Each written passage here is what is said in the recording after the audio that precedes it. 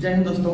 आज हम लोग पॉलिटी का 13वां क्लास देखेंगे। पिछले क्लास में उपराष्ट्रपति के बारे में देखे थे, उससे पहले राष्ट्रपति। ठीक है, उपराष्ट्रपति संविधान का अनुच्छेद 63 में आता है, राष्ट्रपति अनुच्छेद 52 में आता है। ठीक है, आज का टॉपिक है प्रधानमंत्री एवं मंत्रिपरिषद। याद रखेंगे, प्रधानमंत्री की नियुक्ति राष्ट्रपति के द्वारा किया जाता है। ठीक है, राष्ट्रपति को सलाह देने के लिए, राष्ट्रपति के कार्य में मदद करने के लिए एक मंत्रिपरिषद होता है।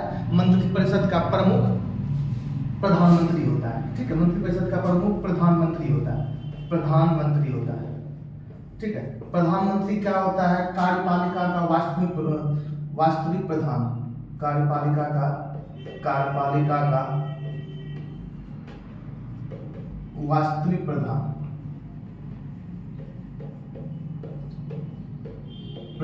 ठीक है, वास्तविक प्रधान होता है।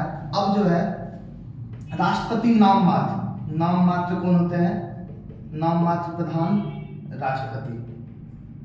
ठीक है, अब है अनुच्छेद 75 में राष्ट्रपति द्वारा प्रधानमंत्री की नियुक्ति होगी। राष्ट्रपति द्वारा प्रधानमंत्री की नियुक्ति होगी एवं प्रधानमंत्री की सलाह पर मंत्रिपरिषद का गठन किया जाएगा। ठीक है, तो प्रधानमंत्री की नियुक्ति याद रखेंगे, प्रधानमंत्री की नियुक्ति होती है। क्वेश्चन में आता है क्या प्रधानमंत्री मनोनीत होते हैं, निर्वाचित होते हैं, नियुक्त होते हैं? तो याद रखेंगे नियुक्त होते हैं। प्रधानमंत्री की नियुक्ति होती है। नियुक्त कौन करते हैं? तो राष्ट्रपति करते हैं। किस अनुच्छेद के तहत करते हैं? अनुच्छेद 75 के तहत। ठीक है, अनुच्छेद 75 के तहत नियुक्त करते हैं। अब क्वेश्चन आता है कि कोई व्यक्ति प्रधानमंत्री कैसे बन सकता है?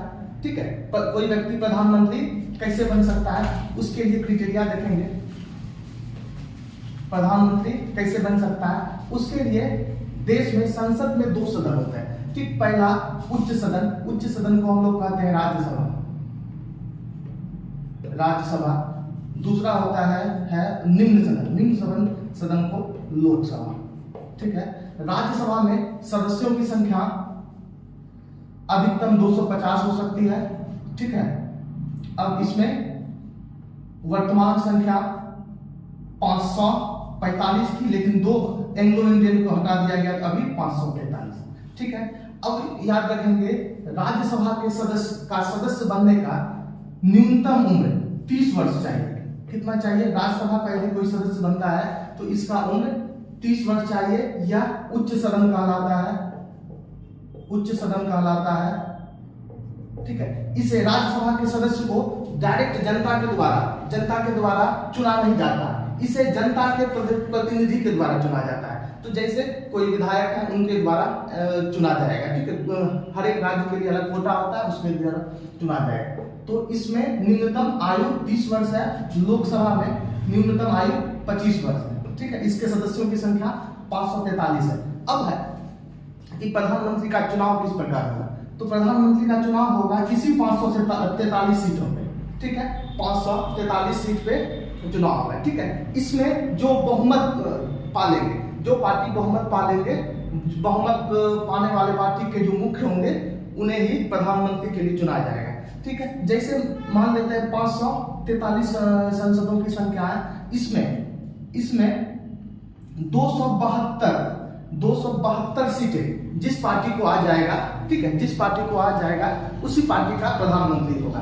प्रधानमंत्री याद रखेंगे उसी संसदों के बीच में होगा, या तो सांसद लोकसभा के होंगे या तो राज्यसभा के होंगे, लेकिन उन्हें 272 संसद को, लोकसभा के संसदों का विश्वास होना चाहिए। ठीक है, विश्वास जीता होना चाहिए या विश्वास होना चाहिए 272 सीटों पर। ठीक है, तो अब यदि कोई प्रधानमंत्री का उम्मीदवार लोकसभा का सदस्य नहीं भी है, राज्यसभा का सदस्य है, फिर भी प्रधानमंत्री के रूप में शपथ ले सकते हैं, या फिर दोनों में से किसी भी सदन का सदस्य नहीं है तो 6 माह के अंदर में या तो लोकसभा का सदस्य होना पड़ेगा या फिर राज्यसभा का सदस्य होना पड़ेगा। ठीक है, इसमें हम लोग अभी के वर्तमान जैसे प्रधानमंत्री नरेंद्र मोदी जी, ये लोकसभा के सदस्य हैं। इससे पहले थे मनमोहन सिंह जी, वे राज्यसभा के सदस्य थे। अब पूछा जाएगा मनमोहन सिंह किस राज्य के राज्यसभा से संबंध रखते थे?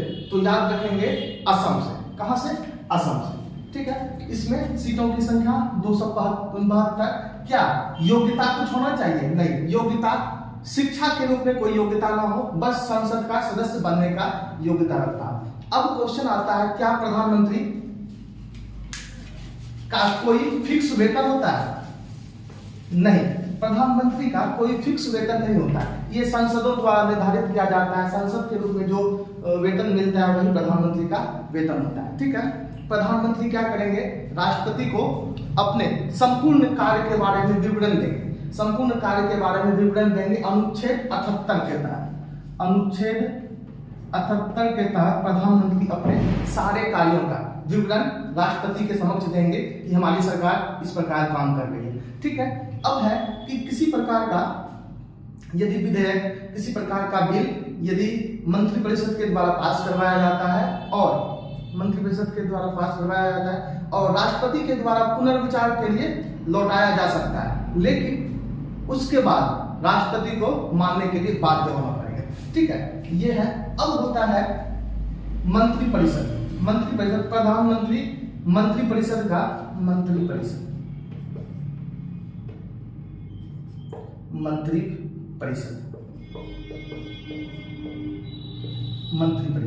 याद रखेंगे। मंत्रिपरिषद सामूहिक रूप से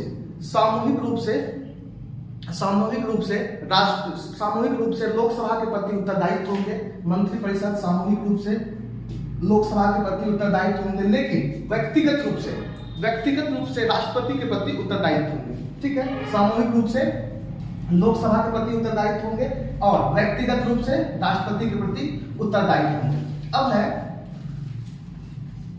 याद रखेंगे कि 93वां संविधान संशोधन 2003 के तहत, ठीक है, भारत में संसदों की संख्या कुल संसद का, कुल लोकसभा के सदस्य के संख्याओं का 15% से अधिक नहीं होना चाहिए, ठीक है। कुल लोकसभा के सदस्य के सांसदों का 15% से अधिक नहीं होना चाहिए, ठीक है। अब है मंत्रिपरिषद, ठीक है। देखेंगे मंत्रिपरिषद याद रखेंगे, यदि मंत्रिपरिषद अपना इस्तीफा दे देते हैं, मंत्रिपरिषद में प्रधानमंत्री मुख्य होते हैं, यदि प्रधानमंत्री इस्तीफा दे देते हैं तो मंत्रिपरिषद स्वतः समाप्त हो जाएगा। अब याद रखेंगे मंत्रिपरिषद में होता है पहला कैबिनेट मंत्री,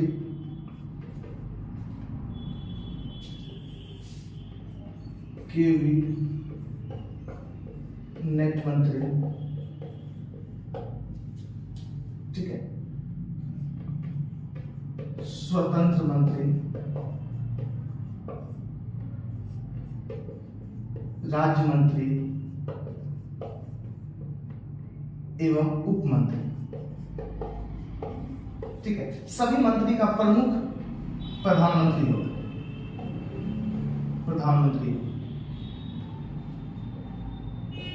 याद रखेंगे। ये मंत्रिपरिषद था। मंत्रिपरिषद में कैबिनेट मंत्री, स्वतंत्र मंत्री, राज्य मंत्री एवं उप मंत्री आता है। तो याद रखेंगे कैबिनेट मंत्री क्या होगा? यह प्रधानमंत्री के बाद सुपर मंत्री हुआ, ठीक है, जिसके अंतर्गत गृह मंत्रालय, ठीक है, रेल मंत्रालय, वित्त मंत्रालय, विदेश मंत्रालय, सड़क परिवहन मंत्रालय, स्वास्थ्य मंत्रालय इत्यादि आता है। तो याद रखेंगे यह कैबिनेट मंत्री के अंतर्गत सीनियर मोस्ट लीडर आते हैं, सीनियर मोस्ट मंत्री आते हैं। जैसे लोग ये क्या कहते हैं? गृह मंत्री, वित्त मंत्री, रेल मंत्री, ठीक है, सूचना मंत्री, स्वास्थ्य मंत्री, वित्त मंत्री सब आएंगे कैबिनेट मंत्री के अंतर्गत, ठीक है, कैबिनेट मंत्री। अब अगला है स्वतंत्र मंत्री, इससे निचले क्रम में आते हैं, ठीक है। स्वतंत्र मंत्री, ये इन्हें कैबिनेट का दर्जा नहीं दिया जाता है, लेकिन ये स्वतंत्र रूप से इनके पास कोई प्रभाव रहता है, कोई विभाग का स्वतंत्र रूप से कार्य करेंगे, तो कौन? स्वतंत्र मंत्री, ठीक है। अब है तीसरा राज्य मंत्री। राज्य मंत्री कैबिनेट मंत्री के अंदर, कैबिनेट मंत्री के प्रत्येक कैबिनेट मंत्री के अंदर 1, 2, 3 तक राज्य मंत्री का नियुक्त किया जाता है, जो कैबिनेट मंत्री का काम को आसान बनाए, ठीक है, काम को का बंटवारा हो जाए, काम आसान बन जाए। तो ये कैबिनेट मंत्री का मदद करने के लिए किसका नियुक्त किया जाता है? नियुक्ति किया राज्य मंत्री का। अब है उप मंत्री, ये मंत्री क्रम में सबसे निचले पायदान पे आते हैं उप मंत्री, ठीक है। ये उप मंत्री। अब सभी विभाग का बंटवारा होने के बाद जो विभाग बचते हैं, शेष विभाग प्रधानमंत्री के पास आते हैं। प्रधानमंत्री चाहे तो अपने पास अधिक विभाग रख सकते हैं, ये उनके इच्छा पर है। ठीक है, ये तो हो गया आपका कैबिनेट मंत्री। ठीक है, ये पूरा मंत्री परिषद। अब याद रखेंगे कि मंत्री परिषद की नियुक्ति कौन करता है। ठीक है, ये इस्तीफा किसको देंगे, तो याद रखेंगे कि मंत्री परिषद की नियुक्ति, मंत्री परिषद का प्रमुख प्रधानमंत्री होता है, इसकी नियुक्ति राष्ट्रपति के द्वारा होता है। ठीक है, तो शपथ ग्रहण किसके द्वारा करवाया जाता है, शपथ ग्रहण किसके द्वारा करवाया जाएगा, शपथ राष्ट्रपति के द्वारा करवाया जाएगा। ठीक है, राष्ट्रपति के द्वारा। अब इस्तीफा भी ये, ठीक है, अपना इस्तीफा भी राष्ट्रपति के सामने ही देंगे। याद रखेंगे कि यदि राष्ट्रपति ना हो तो राष्ट्रपति के द्वारा चुना हुआ, जैसे उपराष्ट्रपति या चीफ जस्टिस, सुप्रीम कोर्ट का चीफ जस्टिस भाग ले सकते हैं। ठीक है, अब है मंत्री परिषद। यदि प्रधानमंत्री अपना इस्तीफा दे देंगे तो मंत्री परिषद स्वतः खत्म हो जाएगा। मंत्री परिषद सामूहिक रूप से लोकसभा के प्रति उत्तरदायित्व होते हैं। प्रधानमंत्री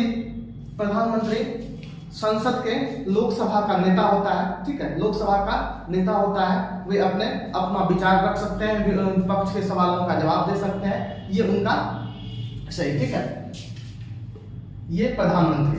ठीक है, प्रधानमंत्री हुआ। आगे की क्लास में हम लोग देखेंगे अनुच्छेद 76 महान्यायवादी की नियुक्ति किस प्रकार होगी।